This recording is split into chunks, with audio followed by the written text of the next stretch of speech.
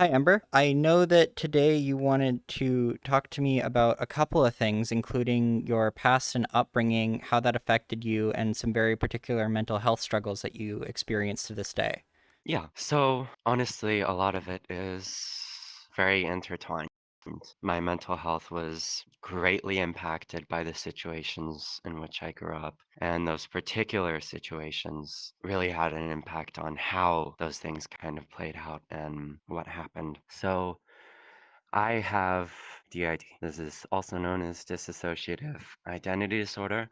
It used to be known as multiple personality disorder. There's a lot of misconceptions about DID. There's a lot of just misunderstandings about it. One of the things that I like to kind of start with when I'm explaining it to people is explaining what causes DID to happen, what causes a person to kind of fracture. There's a lot of different terms that a lot of different people like to use. That's the one I use for us, is kind of when we fractured. It kind of follows the same path in a way as PTSD. A general kind of rule or concept of what happens. There are, of course, exceptions, but generally speaking, PTSD is what happens when you experience a single or a series of separate traumatic events. DID generally is formed when someone is stuck in an ongoing traumatic situation for a very long time. This can be months, but usually it's years. Sometimes it can be even over a decade. In my case, it was. And it's kind of this feeling of no escape. What happens is someone gets stuck in a situation that is extremely traumatic, extremely abusive, extremely unhealthy, and they're forced to remain in that situation for such a long time and to experience so many different traumatic events for such a long time that they essentially can't function with the memory, the knowledge of everything that has happened to them. And so, what the brain does is it tries to kind of compartmentalize, right? It is like, okay, we're going to take what has happened and we're going to put it over here, and we're going to have this other part that doesn't know about that, that doesn't need to worry about that. And that is how the initial fracture typically happens. And usually, that first fracture happens in the vast majority of cases during someone's childhood. There's some kind of ongoing traumatic event, they can't handle it, and they break. It's the brain's way of trying to preserve itself, to make sure that it can continue to function despite everything that has happened. So, my theory on kind of when that first one happened, I have a few theories. It's hard to tell for obvious reasons, my early childhood, and honestly, up until I left my home state and fled across the country. Honestly, everything before that is very blurry, very difficult to remember. I have a few theories on kind of when it happened, and I guess I can go over those. I'll start at the beginning. So, my childhood home was very abusive, as can probably be guessed by the fact that I am plural. And I mean, there were many reasons for that. My family was dysfunctional on its own, but it didn't help that my father held some very extreme political beliefs. My father was a neo-Nazi. This was a rural place. Obviously, I don't want to go into too much detail, but it was the rural South. And this was a man who held beliefs that were quite extreme, even for the other people around there, even for the other people who lived in that area. And a lot of those beliefs, they transferred over to how he treated his family, how he treated his wife, how he treated his children. From a very young age, I was essentially taught to be afraid of my father. One of my earliest memories that I can still remember, I had this babysitter. She was abusive. She was a caretaker for several children. I didn't know this until just a couple years ago, but she had also gotten in trouble for abusing other children as well, both before and after what happened with me. But what happened with me is there was some very dumb thing where I had wanted to come inside before the other children who were at the daycare. I'd wanted to go inside before. I guess I was tired or something. I was 5, maybe, and she took my head and she slammed it against a brick wall and left me outside during a thunderstorm as a 5-year-old child because she was upset that I had wanted to come in before the other children, which sounds like something for most people that their parents would be upset at the babysitter. They would be like, "How could you do this to our child?" But not for my father. My father was angry at me for upsetting the babysitter. The cops got involved because someone at the babysitter place, the daycare center, called the police and reported child abuse. Cops showed up and there was this whole ordeal. My parents had the opportunity to file charges against this babysitter, but instead my father was upset at me for upsetting the babysitter. And he showed me his displeasure physically. He beat me for it. I found out a couple of years ago that this babysitter ended up killing a kid, straight up killing a kid. And I mean, that's something that when I found out made me somehow even more angry at my parents because if they had cared, and if my father in particular had cared, they could have prevented the death of this child. They could have filed a charge against this babysitter. They could have prevented what was to come. But that's not the kind of person my father was. When I was in pre-K, there was a time that I got into a fight with this kid who was bullying me, and I ended up getting in trouble. I was far more afraid of my father than any of the consequences that they were punishing me with there because I knew what to expect. Physical abuse. I had already been conditioned in preschool and before preschool when I was in the daycare to know that upsetting my father meant physical abuse. And part of the reason that I knew that is because I had seen it both in my sister and in my mother. I had seen him do the same thing to both of them. He gets upset, he hits them. And even when he wasn't hitting people, it was constant yelling because he always had a reason to be upset at someone. Every problem he had to be someone else's problem, which kind of tracks with his political beliefs. You know, every problem had to be someone else's fault, had to be something that someone else was responsible for, whether it was his wife or his children or minorities. Everything had to be someone else's fault. When I was in elementary school, it was at a point where Child Protective Services were constantly showing up at our house because teachers had noticed bruises on me and my sister. They called Child Protective Services. Child Protective Services came, and they didn't do anything. This was rural. Child Protective Services isn't great in most places in the country, but particularly in rural they don't do much, especially when it's involving people like my father. They just don't. They come and they say, "Oh, you can't do this," and then they leave, and my father did the same thing. It was the case that Child Protective Services would be called. They would show up at our house. They would tell my father that he had to be more gentle with us. They would leave, and he would beat us for them coming to the house. He would punish us physically for Child Protective Services showing up because of the bruises and the marks that he had left. There are so many images ingrained in my mind of things that he had done in the past, of him holding my sister up against the wall by her throat, of him beating my mother, of him just so many things that he had done. It was overwhelming. With those kinds of people, there is no pleasing them. There isn't. If you do the right thing, they don't care. And if you do the wrong thing, they abuse you for it. There's not really a way to make them happy. It was walking on eggshells constantly.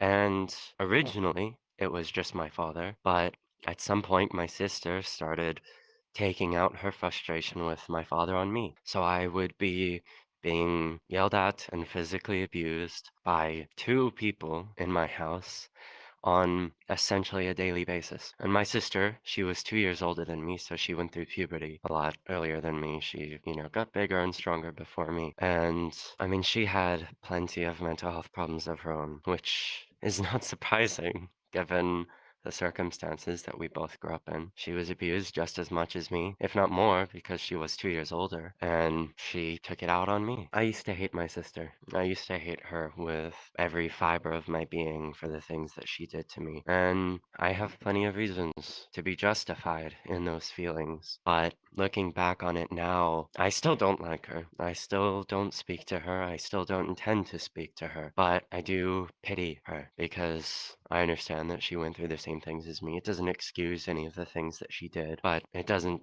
change the fact that she went through the same things that I did. I think somewhere between pre-K and maybe third grade was probably when there was a fracture, a breaking. I think it could have been caught a lot sooner if my parents cared about my mental health, but they didn't. It was kind of a trend during my childhood that I would be sent to therapists who my parents would get to try to convince me that everything was my fault and that I needed to forgive my father and my sister for everything that they had done. And my sister had done a lot of things. When I was in elementary school, she raped me twice. She blackmailed me into doing her sexual favors. She tried to kill me on multiple occasions. I have scars from times where she tried to kill me.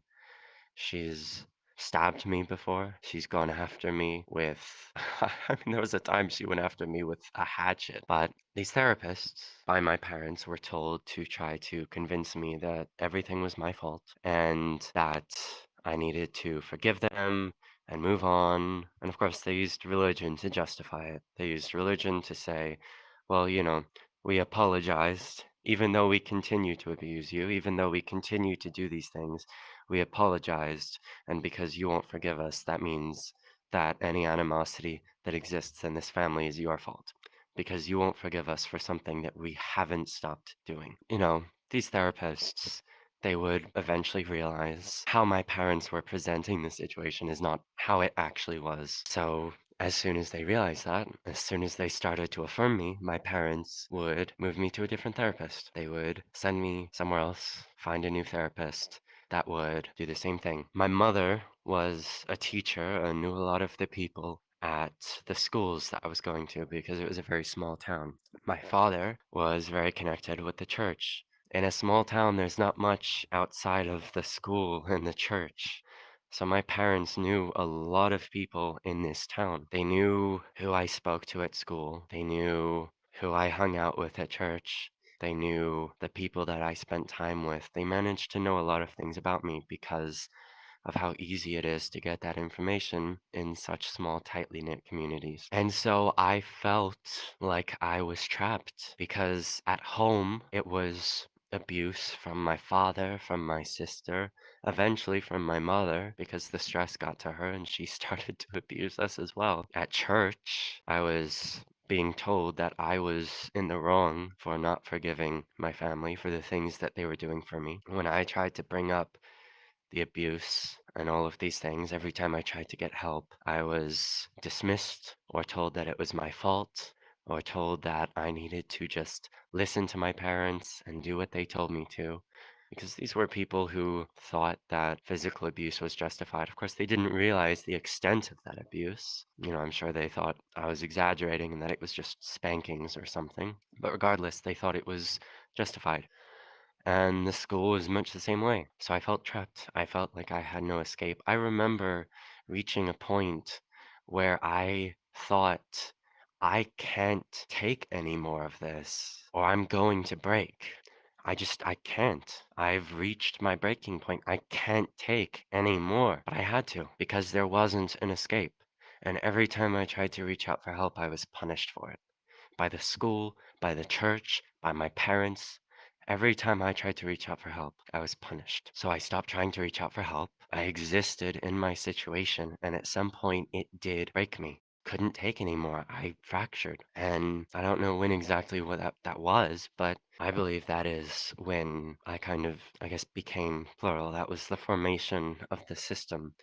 That was when I broke and things were blurry. Before that, they're blurry after that because A lot of my memories about my childhood are divided among me and other alters. Most of the things I know about my past are because they were written down in a diary or a journal. I guess moving on to how that happened, the formation of it, how I started to think that something more was wrong with me. It began with doctors, psychiatrists, teachers thinking that I had ADHD. And I think I do probably have ADHD, but they dismissed a lot of the symptoms as symptoms of ADHD or just saying I was moody or emotional or something like this. I would forget entire days, sometimes a week, more than a week, of things happening. I would forget meeting people. I would forget important events, impactful things that happened to me. I would just forget them. And a lot of the doctors just dismissed it as a symptom of ADHD, as, you're just forgetful. That's all it is. And, oh, your entire personality shifts every once in a while? Well, you're just being emotional. It's because of hormones or what's going on at home. It's depression or anxiety or something. And my sister at the same time was going through her own mental health issues, and they were screening her for a million different things, bipolar, borderline, all kinds of different things. And I, for obvious reasons, didn't have a lot of faith in the healthcare system at that age because I'd been largely abandoned by it. I'd had therapists who were supposed to be there to help me telling me that I was the reason that I was being abused and that I needed to forgive my abusers. I didn't trust them. I didn't really trust any of the medical field. And at some point, I started trying to kind of figure out what was wrong with me because I knew that there was something more than just ADHD or depression. I knew that forgetting meeting people, forgetting days, weeks, forgetting important events, forgetting all of these really big things couldn't be explained by ADHD. So I started doing some research. I tried to figure out what's wrong with me. I came to a lot of different conclusions. I came to a lot of different speculations. But one of the things that I kept coming back to and coming across was DID. But this was 2010s. Back then, DID was still very controversial in the medical field. And if you looked this up on the internet, you'd see a lot of people trying to prove that it didn't even exist, that it was completely fake, that anyone who claimed to have it was faking it. I mean, there would be videos on YouTube of people, even doctors, essentially trying to prove that someone didn't have DID and that they were faking it for attention and that they were, sociopaths or psychopaths or people who wanted to manipulate and abuse. So I saw all that and I was like, I'm gonna stop looking. I'm gonna stop trying to figure out what's going on. I gave up on a lot of things. I gave up on school. I gave up on a social life. I gave up on any kind of freedom. My goal became to just wait until I turned 18 when I could finally have independence. And that was my only goal, was just to wait. The thing about DID is once that first kind of split, fracture, break, whatever you want to call it, once that first thing happens, it can happen again, over and over and over again. The first one is almost always during the childhood. But once it has happened for the first time, the brain knows how to do it. So if it needs to, it can do it again, as many times as it feels is necessary to survive. That's how you can get some systems that have extremely high numbers of alters. For me, there's 7, but some have many, many, many more. Some only have 2 or 3. But once that first split happens, it can happen more. And it doesn't have to happen right away, and it doesn't have to happen during childhood. It can happen down the line. I'm not entirely sure when different alters came into existence, but there are 2 alters within my system that serve 2 kind of distinct purposes. I try not to oversimplify an alter. I try not to kind of break them down into a purpose or anything, but generally speaking, alters in a system were formed for a reason. And, they can go and seek out their own things after they've come into existence, but generally speaking, they're formed for a reason. I have 2 in my system that kind of came into existence at the point at which I gave up, which was an alter goes by the name of Athena, who was just kind of a survivor. They came into existence when we couldn't handle what was happening anymore, and they took the abuse. They just lived with it, and they fronted for a long time consistently because it wasn't safe for any other altar to front. We weren't in a safe place. It was not really ever safe for another altar to front because it wasn't safe for us. And it eventually it would get to a point where things would change. But I guess to rewind a little bit, back to my father, because I do want to go into more detail about him. As I said before, he was a neo-Nazi. I didn't initially realize how terrible of a person he was, politically speaking. I knew he was terrible in another way, but I didn't realize how terrible he was politically speaking until I think late middle school or at some point during high school. Once Athena started fronting a lot, and their whole thing was just kind of not reacting, because if you react to the abuse, you get more of it. Whether it be crying or getting angry, however you react, you get punished more if you react. So Athena's whole thing was just to kind of accept abuse and try to make the people around us happy, my sister, my father, my mother, so they wouldn't abuse us. And one of the side effects of that was that my father started to be more open about his political beliefs because he was under the illusion that I agreed with him. He was under the impression that I agreed with him. And he started to be more open about his political beliefs. He started to share them more. And I had some idea of his political beliefs because I remember as far back as elementary school how angry he was about Obama. About Obama getting elected. It was a nightmare for him. I remember there was a mock election held in my elementary school where they were like, oh, write why you're voting for this person. It was kind of strange to have that. And in elementary school, I think, but I guess the rural South can be a bit interesting at times. But they had us do this thing, and I remember my father saying, like, if you vote for Obama, I'm gonna kill you. I'm like, this is a mock election. A mock election in a school done purely for educational purposes. Most of these kids are probably gonna write about wanting the president to give them candy or days off of school. And my father sits there and is like, if you vote for Obama in this mock election, I will kill you. It was ridiculous. And his political beliefs were. Because, as I found out when I was in middle school and high school, it goes so far. I mean, this is the kind of person who watches Alex Jones. My father thought that Donald Trump was tame. He didn't like Donald Trump because he didn't think Donald Trump was going far enough. I mean, my father thought that slavery should never have ended. I remember when he told me that he thought segregation ending was a bad thing, segregation was a good thing, and he was like, yeah, no, every race wants to be separate. And I thought that was insane.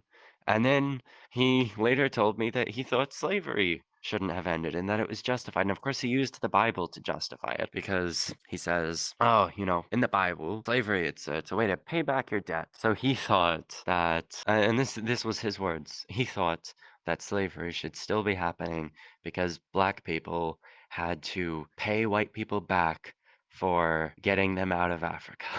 God damn. When the Pulse nightclub shooting happened, I remember my father's response because I started to question my sexuality. In middle school, I thought I was asexual, and then I thought I might be bisexual. I remember his response to the Pulse nightclub shooting because there were a string of shootings around that period of time. There were so many in such a short period of time. And I'm sure we all kind of got numb in a way to those shootings because there were just so many. You turn on the news and every week there's just, oh, here's another 30, 40 people dead. And it got exhausting. And I started to emotionally wear out. I started to be emotionally exhausted.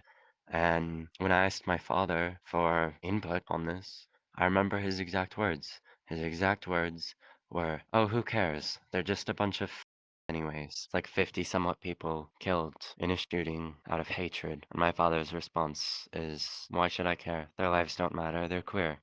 I'd started thinking about coming out, not to my father, because I had a pretty decent understanding of his political beliefs, but not that decent.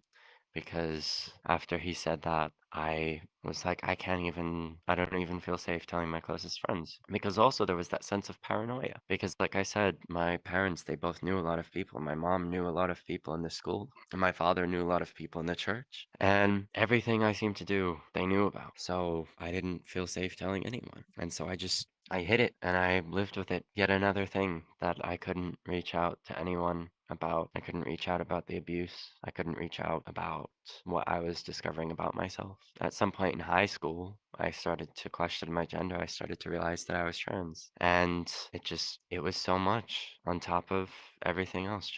It was more and more things, more and more secrets, more and more things that I couldn't talk to anyone about because it wasn't safe to discuss those things with anyone else. And it was exhausting. When I turned 18, I'd spent my entire childhood, my entire youth telling myself, as soon as I turn 18, I'm gonna leave, I'm gonna get out of here. I'm gonna go. I'm not gonna stay here. No matter what. No matter what happens, I'm not gonna stay. And then I turn 18. I have no money. The economy was just terrible and there was no escape. I lived in a rural town in the south. My parents never let me get a job. I was out even for my town, which was pretty small on its own, I lived out in the outskirts. And so there was no public transportation. The closest place I could work at was an hour walk away. And I don't think they would be keen to hire someone who would be showing up to work drenched in sweat every day. Because, somewhere colder, it's, I guess, more reasonable. But down in the south, it's very hot.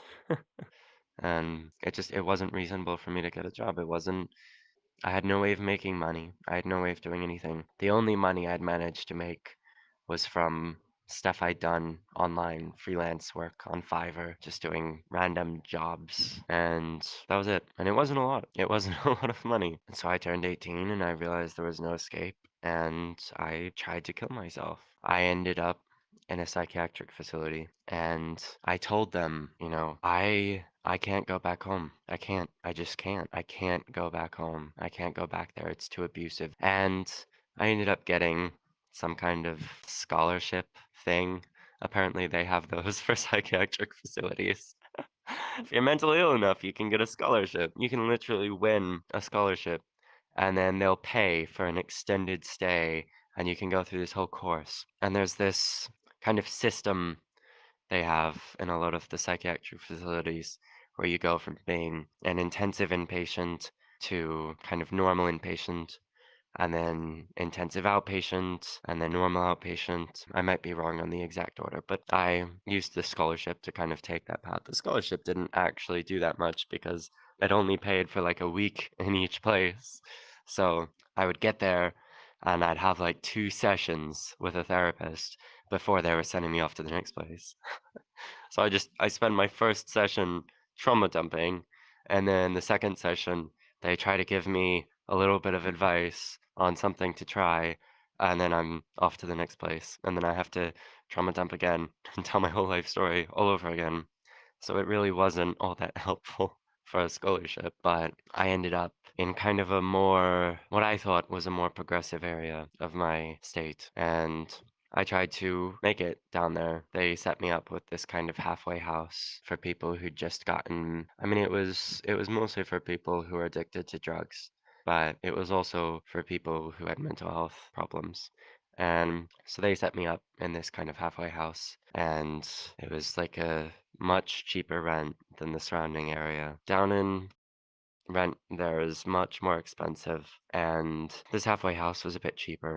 And they set me up. I could go and I could try to make money. So I got a bike and I started doing deliveries on DoorDash and Uber Eats because the pandemic was, really going into full swing. A lot of jobs were laying a lot of people off, and it was very difficult to get a job. But the one thing that was doing well was food delivery services because no one wanted to go get food anymore, and you couldn't eat inside. So, Uber Eats, DoorDash, all of these places, they were really kicking off. And I forget which one it is, but one of them allows you to do deliveries on a bike. So I got a bicycle and I started doing deliveries. I started just driving around doing deliveries and trying to get by. But it wasn't sustainable, it wasn't enough. And I only had so much time that I could stay there without having to spend more money that I just didn't have. And so I was out of options. And I went very reluctantly to try to kind of ask my parents for help. Apparently, someone at the rehab center had told them about what I had shared, that I am trans, about the abuse and whatnot. And my father told me, yeah, I mean, he disowned me and he's like, if I ever see you again, if anyone I know ever sees you again, we will kill you. And coming from him, a member of a decently prominent neo-Nazi gang, it was terrifying because I knew they weren't just empty threats, and I'd seen the kind of violence that he was capable of. Because I mean, there were multiple times where my father almost killed me, almost killed my sister, almost killed my mom. I'd seen him hold my sister up against the wall by her throat, choking her. And I knew the kinds of things he was capable of, and I knew the kinds of things that he knew that the people he was friends with were capable of. So I took the little bit of money that I had saved up from freelance work online and from driving around on a bike and delivering food to people in a pandemic, and I bought a cheap car and I drove to the other side of the country in 3 days. I was terrified. There wasn't even really much thinking. It was just, I need to get out. I need to get away. I need to get as far away as I possibly can. And so I just drove. I think the longest I drove was 18 hours in one day, driving all the way down there, all the way over here. When I made it up here, I finally started to process what had happened. I was homeless, of course. I didn't have any money. I didn't know anyone in I had no connections up here. The only people I knew were the people at the homeless shelter because I'd kind of messaged places all over the country trying to figure out what the best place would be. But a lot of the places, a lot of the shelters, they were closed because of COVID. They were shut because it was a hazard. It was, we could potentially spread COVID here, and it's not great. So they shut a lot of these places down. And I got really lucky that the place that I ended up going reopened like literally the day that I got to. It had been closed because there was a case of COVID there, and they'd closed it for like 2 weeks or something. And then they'd reopened it like right as I got up to. And I stayed there for about 2 weeks, I think. It was a nightly basis shelter, so it wasn't anything long term. I had my car parked in the parking lot right outside of the shelter, and at night I would go into the shelter. They'd give me food. I'd sleep on the ground and on like the little mats they had. In the morning, I'd get breakfast, and then they kick you out because it's only open at night. And I mean, I think on the weekends it was open during the day for you to go in and work with a case manager to try to kind of figure out what you're gonna do. But for 2 weeks, it was just, I go in, I sleep, and then I come out and I go sit in my car. People don't really think about this, but when you're homeless, there's so many things that you wouldn't even think of when you have a home. Using the restroom. It's nowhere to use the restroom. It's basically every store in downtown requires you to make a purchase before they let you use the restrooms. It's because they don't like homeless people. They don't want homeless people using the bathrooms. It's very, clear why that exists, why that's a thing. But so where are homeless people supposed to use the restroom? Because there's not really a lot of public restrooms. I think there was like 7 blocks in between the place I was at and a porta potty. So if I needed to use the porta potty, I'd have to walk 7 blocks just to use the restroom. And of course, if you use the restroom in public, you can get charged with a sex crime, indecent exposure. Then you're arrested. You're put on a list just for trying to use the restroom because there's nowhere to use it when you're homeless. 2 weeks of that. And the whole time I was terrified that somehow my father would know where I'd gone, that somehow the people that he knew would find me, that I was going to be found, that I was going to be killed or hurt or something. And it was bad. Eventually, I got into a long-term shelter. There was this place, it was designed for queer youth. They could stay there for a year, and it was for queer youth who were pretty much in the same position as me, where they'd been, disowned by family or something of the sort, and they were homeless. And I was very lucky that I managed to get in, and that I managed to get in after only 2 weeks of being in, and I'm very grateful for that. But after I moved into the long-term shelter, I finally started to feel safe. I had shelter. I knew that I had shelter for at least a year. And I believe there was a thing where they could extend your stay if you needed them to. But I had shelter. And I was around people who I wasn't afraid that they were going to hurt me. The staff there were mostly queer, and all of the other kids there were queer. And so I wasn't afraid anymore. And of course, once I'd finally started feeling safe again, that thing that I had put to the side all those years ago, plurality, DID, those symptoms that I'd ignored. Now that we were safe again, some of the other alters started fronting because there were two alters that fronted for a handful of years. There was Athena and Adriana. Athena I've already talked about. Athena is the one that kind of just took the abuse. Adriana was the one who stood up for us when we needed someone to stand up for us, who would be aggressive, defensive if that was necessary. And they're different, but they were similar enough that we could dismiss it as just memory issues, just some mood stuff, right? Just trauma, anxiety, depression, some combination of that it could surely explain all the differences. But we came up here, we started to feel safe again. Other alters started fronting again. Alters who are very different from Athena or Adriana, and whose memory disconnects were much stronger because in systems there tends to be memory issues between alters, and this can vary between alters. One alter can remember things that another alter does decently, but not remember anything that a different alter does. So, two alters that decently shared memories fronting for about 5 years, it was something that could be ignored, put off, said, I'm sure those weird memory lapses and all these other things are just a thing.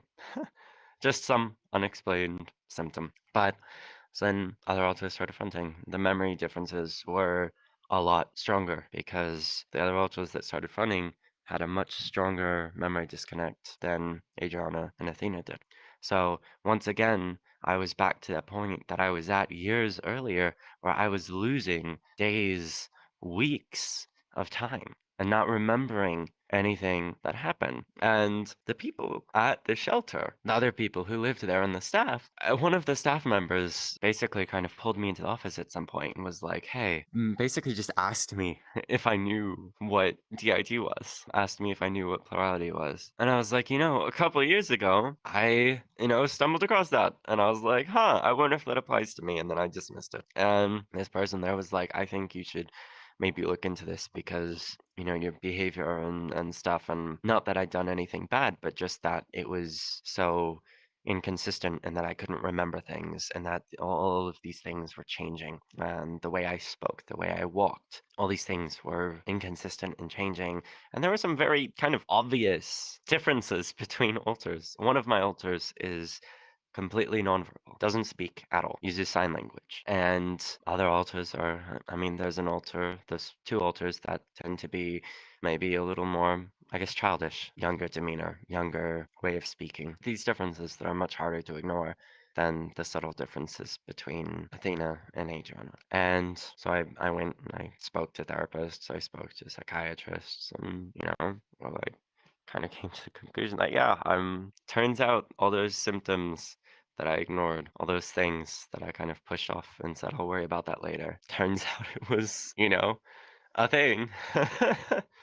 And after I came up here, I couldn't push it off anymore. I couldn't ignore it anymore. It's been interesting living with that and kind of trying to figure things out and navigate things now. I think one of the scariest parts about it, one of the things that scared me the most, there are certain disorders that people can have that make them vulnerable to someone seeking adult guardianship over them. There is a possibility that legally they can have their rights essentially removed or diminished, and they can kind of have conservatorship This was a big thing with, I forget the name of that one celebrity, but there was a celebrity whose father had a conservatorship over her. Britney Spears. Yes, Britney Spears.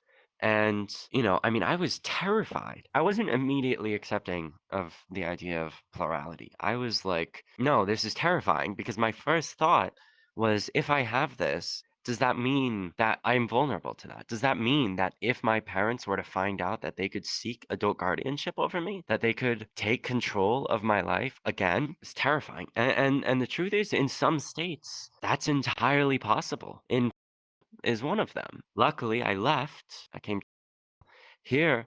The laws are better. I had to take quite some time to review the laws to make sure that I was fine. Here, I'm safe, but if I went back to, for whatever reason, or if I went to a state where the laws were different and my parents somehow had knowledge of my plurality, of the fact that I have DID, I mean, there is a real possibility that they could seek control over me just because of the plurality, just because I'm a system. It's kind of, I mean, that's not something that's super comfortable to live with the knowledge of. It's scary.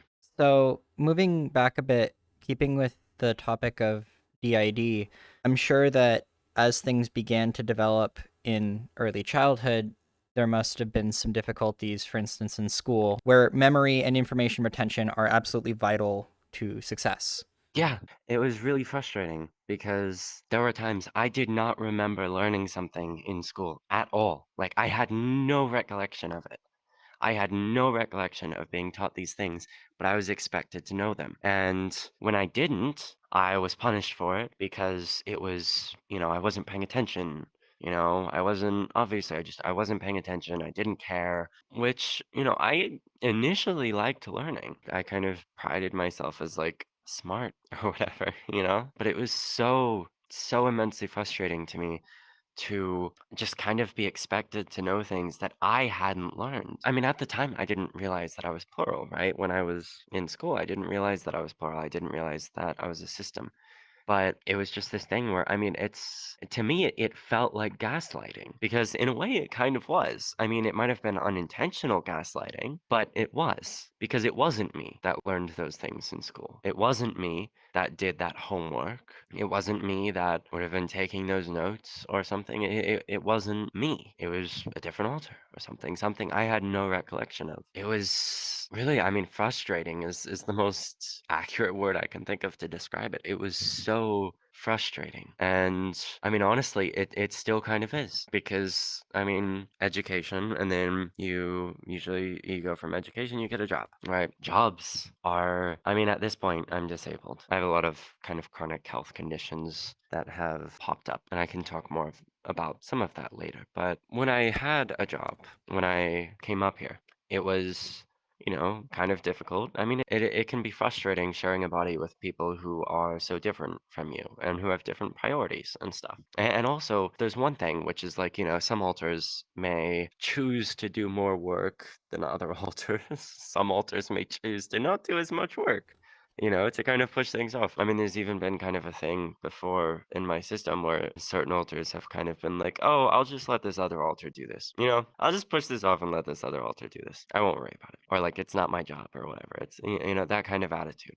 And I worked in technology, right? I worked in IT, essentially. I was programming. At my first job, I was doing web design. And my second job, I started to do a bit of cybersecurity. And it was really frustrating to have to learn things repeatedly and not be able to tell people why. I mean, that was honestly, it got even more frustrating when it went from education to an employment because when I was employed, I knew why I couldn't remember things, but I couldn't tell anyone because DID is so discriminated against.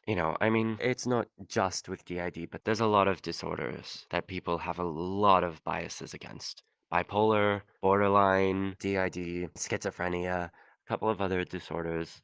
I mean, there's a lot of disorders that people they have so much bias against. And, like, especially with DID and a handful of other ones, but this is kind of a thing that seems to be particular to DID. People don't think it's real. I mean, even in 2023, with all of the medical science that supports its existence, people are still debating whether or not it's real. And even some of the most progressive people who claim to be accepting about mental health, who are like, "Oh, depression, anxiety, and PTSD, and all these things, we have to be, super accepting of that."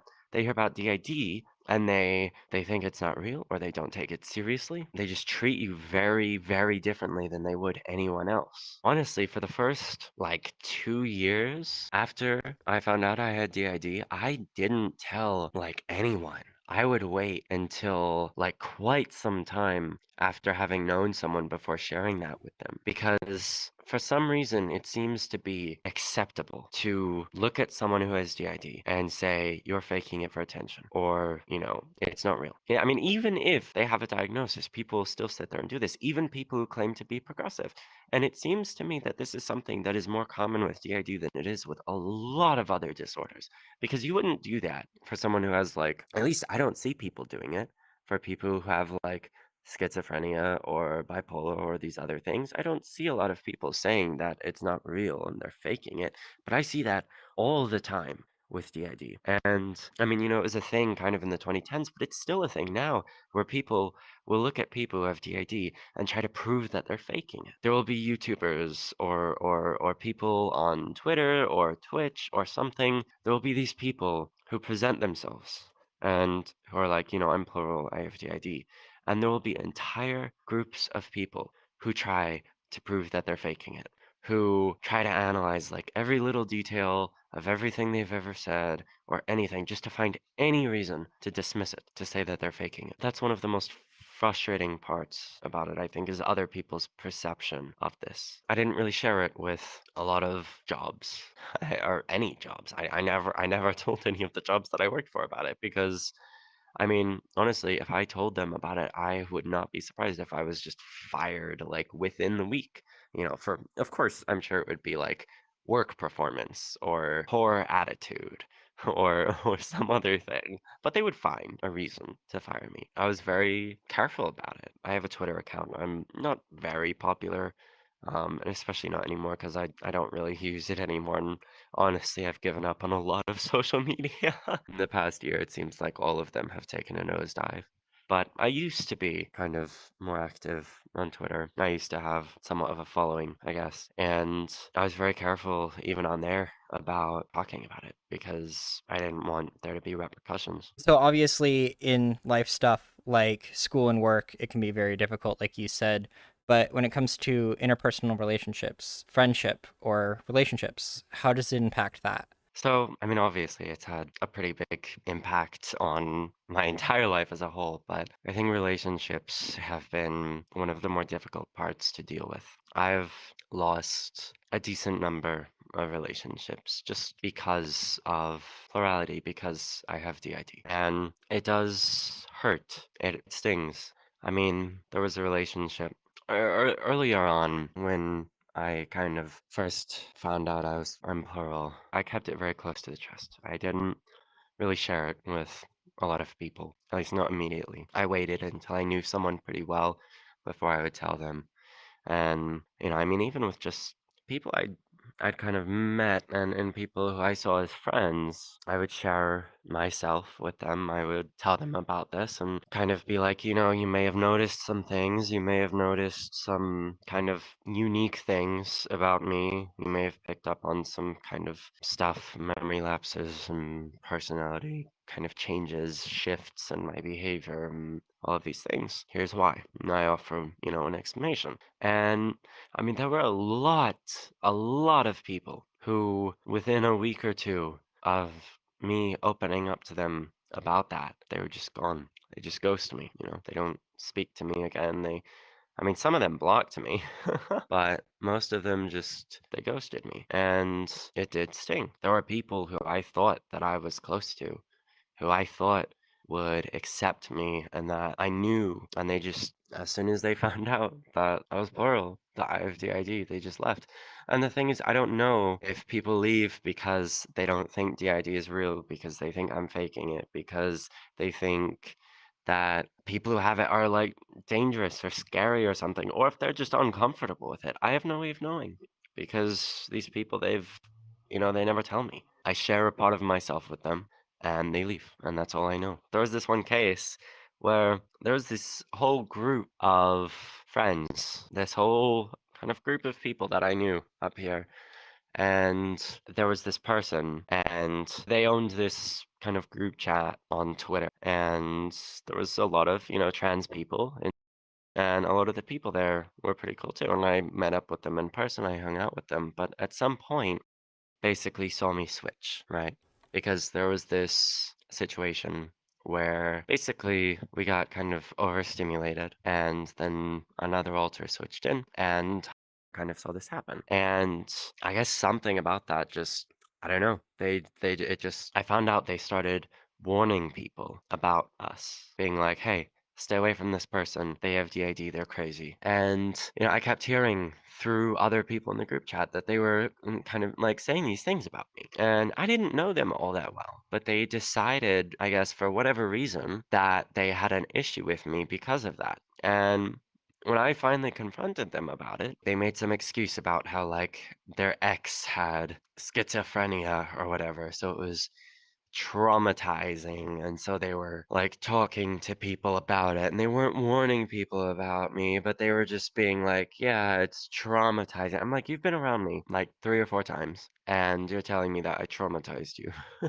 because I have DID, and that in itself was enough to traumatize you." It was a lot of just abuse. I mean, it was, because I kept hearing from all these different people that they were talking about me, that they were warning people about me, that they were, I mean, calling me crazy. I mean, or saying that I was like faking it, or these other things. That entire group of trans people, and there's a lot of them up here.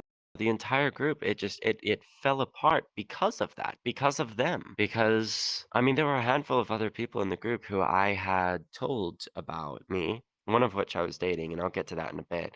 But, and these people were accepting of it and they were fine with it. And then comes along and they just decide that it's an issue that everyone needs to be aware of and everyone needs to be afraid of me and uncomfortable around me and all these things. And it ended up kind of splitting into two parts of about 30 people who were, like comfortable with me, I guess, and 20 people who weren't. It just broke the whole thing because the group chat split and then the whole kind of group just kind of dissolved because it was just this whole uncomfortable thing. And it sucked because that group of people made me feel like I had a sense of community. They made me feel like I had a place in, like I had somewhere that I belonged, because it wasn't just like one or two, three people. It was a whole community. And it was a community that I was a part of.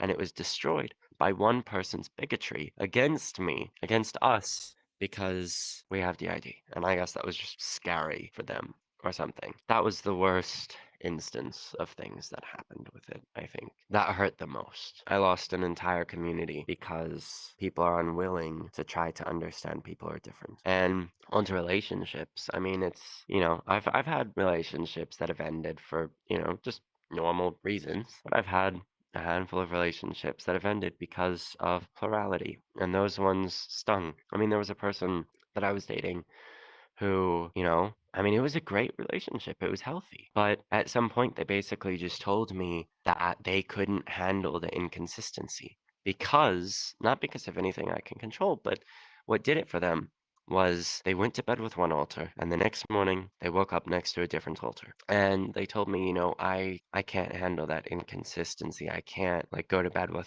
one person and wake up with a different person. I just can't handle that. And I don't particularly blame them for that, but it sucks. And it did sting, even though it wasn't their fault, I don't think. It stung because it was a really solid relationship.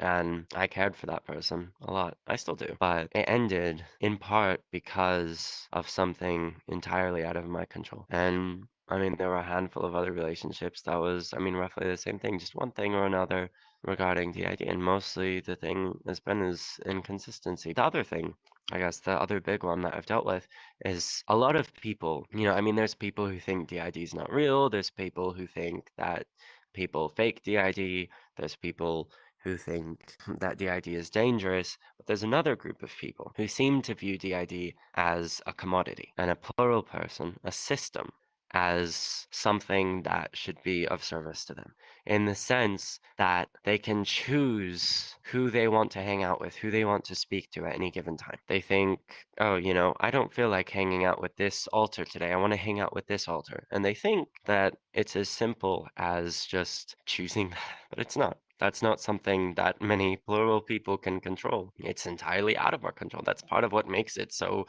difficult to deal with, so frustrating, is because it's not my choice. It's not any of our choices. We confront at the most inconvenient times. One of my younger, more childish alters confront at very inconvenient times, out of my control, and there's nothing I can do about that. But there were some relationships I was in where the people wanted that. They wanted to be able to just spend time with the alter that they wanted to spend time with at any given time, and they were upset because they couldn't just have who they wanted when they wanted. And there were relationships that were ended over that, and it was very frustrating. A lot of the idea existence, plural existence, is fundamentally just very frustrating because it's a lot of things being out of your control that other people expect you to somehow have control over. Be it remembering something that you can't remember because a different alter was fronting when it happened, or be it them wanting to see a certain alter at any given time when you have no control over that. Yeah,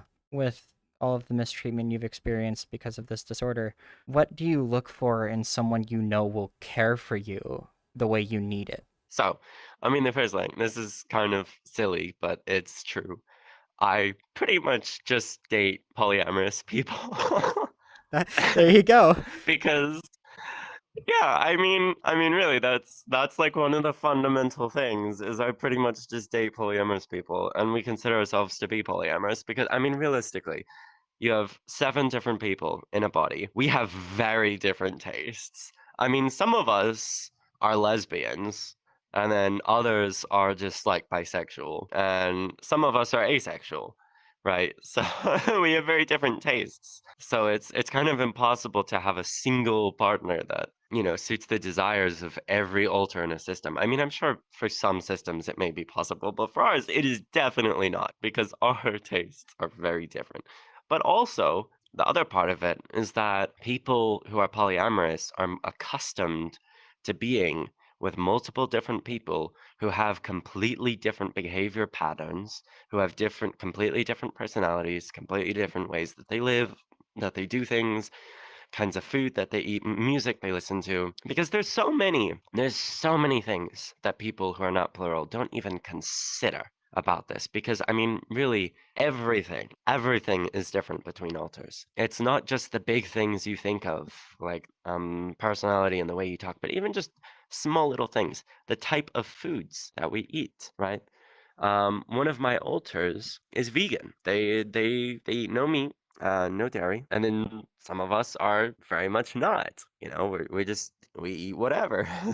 But the point is, we all have completely different tastes. We all listen to different types of music. We have completely different lifestyles, you know? I mean, some of us will kind of sit and watch YouTube all day or game all day or something. Some of us are very introverted, right? It won't go anywhere, like just at all. And others want to go to like bars and nightclubs and do all these very social things. And being in polyamorous relationships, it's, because then there's going to be certain partners that will be willing to do those more social things. And then there will be certain partners who are perfectly willing to just be introverted, to just kind of sit inside and, chill. And they won't necessarily want to go out and do all these super social things, these extroverted things. So honestly, polyamory has been like a big thing. Um, it's kind of almost I consider a necessity. But like I said, also, I mean, people who are polyamorous are used to dating very different people, so they're not thrown off by complete changes in personality and shifts in the relationship as much as someone who is monogamous would be, because a monogamous person is used to just dating one person, and if all of a sudden they've got like 7 different personalities in one body, it can be very difficult for someone to deal with that. There is some difficulty with that because there is a thing that tends to happen in polyamorous communities where some people believe themselves to be polyamorous, or they only have an understanding of one type of polyamory, which is just like, oh, you just date a whole bunch of people and like that's it. But there's a lot of different types of polyamory, and there's a lot of different types of polyamorous people. There's some polyamorous people who are open to dating multiple people, but they want one main partner, right? And that can be a little difficult because I can't be one main partner. It's just, it's not possible. And so they kind of expect this consistency that they would from a main partner, and I can't provide that. None of us can. But I think now I try to look for people who, like I said, who are polyamorous, but also who are understanding. I mean, so my parents, obviously, like I said, my father is a neo-Nazi, but my mother, she didn't share the same politics as him. I found out she's basically like a centrist, kind of neoliberal, centrist, whatever. Because I suppose back then it was kind of a thing that was like you could date people and not talk about politics. I don't understand that. I talk about politics with people, honestly, before I even become their friends, but especially before I develop a relationship with them, because you can get an idea about a lot of things from a person's politics, much deeper than just their politics, but also in the way that they're going to treat other people.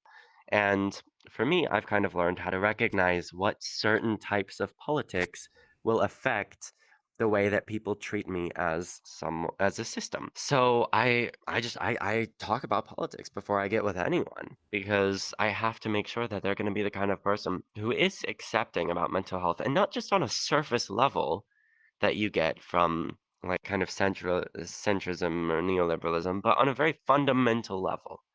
Someone who is going to support those who have some of the more, I guess, like uncomfortable stuff, like BPD, bipolar, schizophrenia, DID, these things that tend to make the less liberal person uncomfortable. And, I try to make sure that they know a lot about these things and that they're comfortable with them. Because, I mean, there's a difference between saying, like, you support people with depression and saying, like, I will actively be friends or date someone who has very impactful things like bipolar or schizophrenia or borderline or these things. Because that really kind of tells the difference. There are some people who support it on a surface level, and there's some people who truly support the people who have it. And that's what I look for. That's what I have to look for. Yeah, I have to find people who have compassion and stuff. And so I kind of said this before. For about 2 years, I was very close to my chest about it. I wasn't super open about being plural. But now that has changed. I'm very open about it now. I kind of tell people right off the bat. I openly talk about it on my Twitter when I occasionally use it.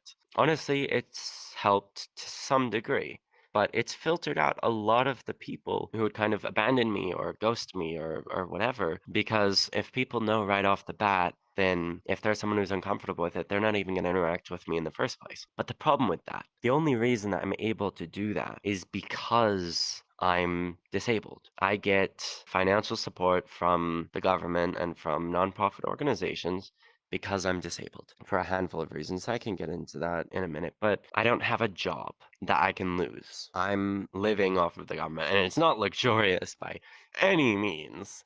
I have like, I think 350 to spare at the end of each month after rent and groceries. So I have to start 350 for like a whole month. But point is, regardless of how luxurious or not it is, I can't be fired from being disabled. And that's the only reason that I'm able to be open about being plural, about having DID, is because it's not a source of income that I mean, I can lose it, but I'm not going to lose it because of my plurality like I would a job.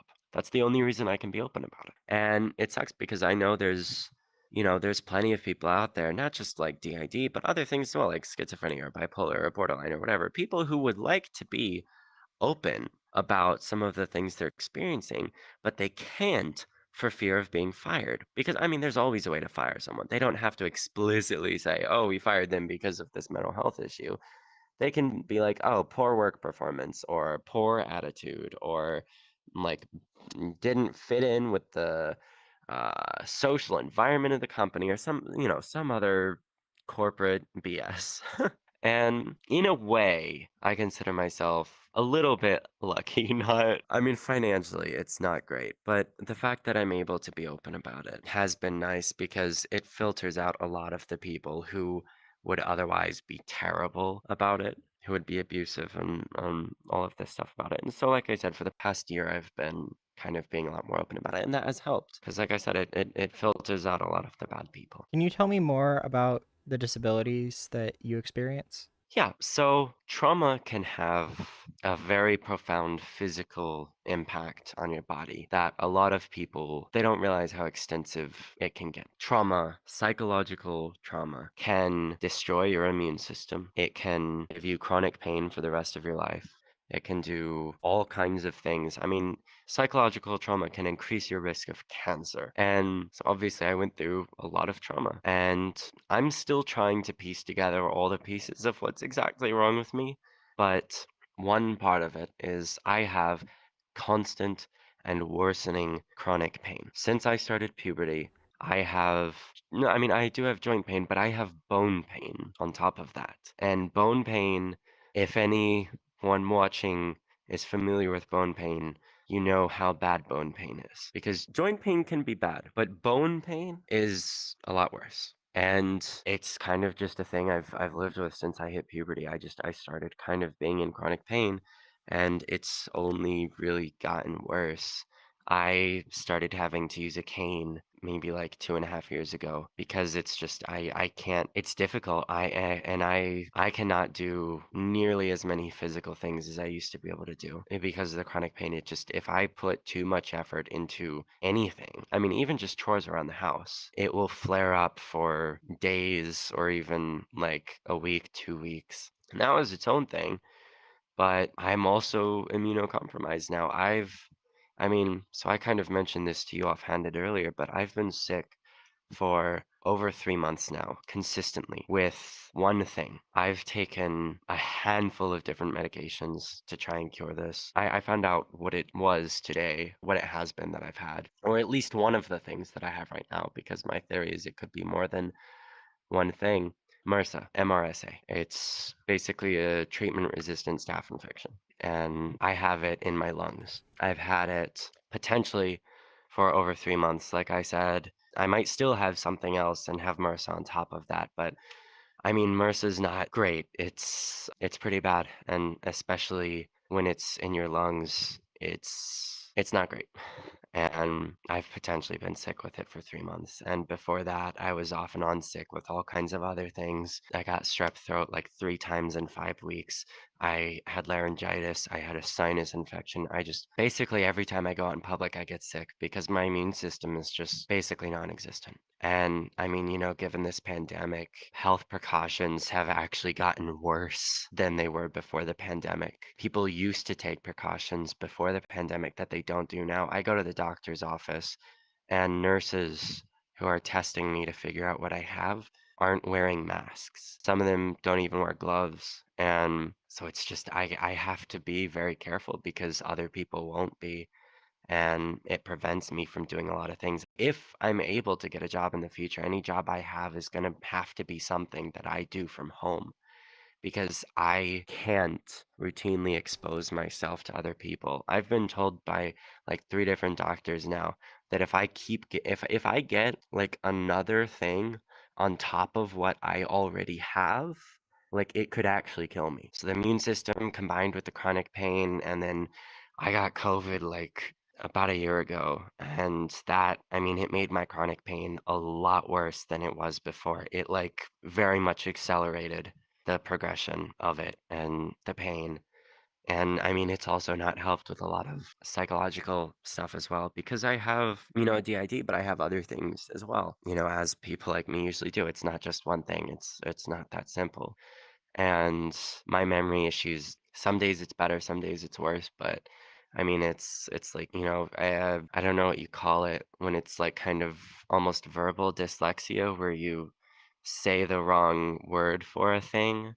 Like you're trying to refer to something and you call it something else. Like if you're trying to say open the door and you say like open the cup, But it's just been yeah, I mean, honestly, it's been a number of things combined. It's been the chronic pain, it's been the kind of shot immune system, the just mental stuff and the memory and the words, and it's not great. And there's medications that help with some of those things, but it makes them manageable for existence, but not necessarily for a job. But it's frustrating because I've been trying to navigate the healthcare system for a while now. I mean, I came up here 3 years ago, and I'm still trying to get an answer on what exactly is causing my chronic pain. And it took me 3 months to get one diagnosis for the cough that I've had for 3 months, and I've been coughing up blood. So you'd think it'd be more urgent, but I don't know. Navigating the healthcare system, I mean, the mental health healthcare system is a hell on its own, but the physical healthcare system is really bad too. Doesn't have like the best healthcare in the country. It's kind of not that great. I've considered once I get on federal disability trying to go to another state that has much better healthcare to try and get treatment for some of this stuff because it's a lot of stuff, trying to navigate life, being a system, being plural, having the chronic pain, having immunocompromisation. It adds up. There's a lot of stuff that adds up. But I am reluctantly hopeful for the future. I think honestly the most important thing, and it's kind of cliche to say, but it's that you're not alone.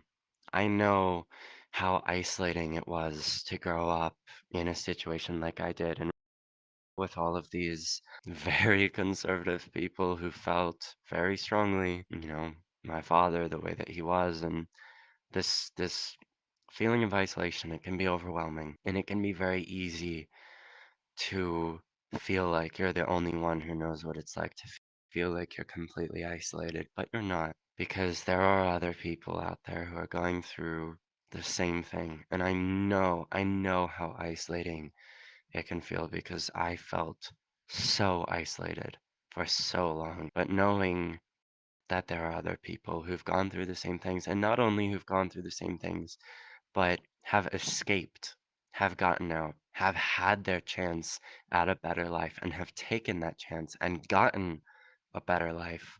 It is possible.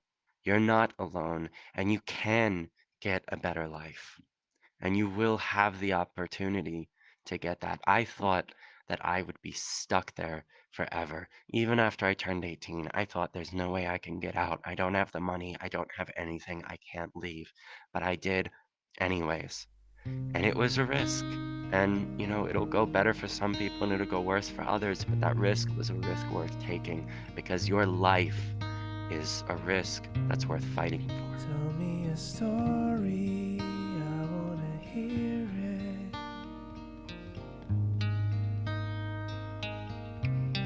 You might think it's boring, but I'm interested.